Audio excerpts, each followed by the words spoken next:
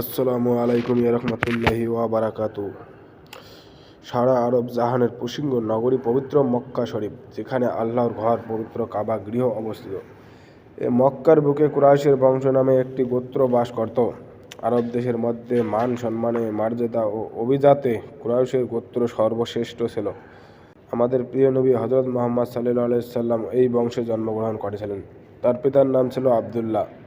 আবদুল্লাহর পিতা ছিলেন আব্দুল মুত্তালিব। মুত্তালিবের পিতার নাম ছিল হাসিম এবং হাসিমের পিতার নাম ছিল আব্দে মান্নাফ। তারা প্রত্যেকেই ছিলেন বিখ্যাত কুরাইশ সর্দার।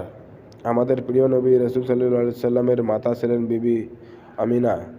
১৭৭ ঈসাই সনে ১২ই রবিউল আউয়ালে সোমবার প্রত্যুষে মহানবী হযরত মুহাম্মদ সাল্লাল্লাহু আলাইহি সাল্লাম দুনিয়াতে শুভাগমন করেন।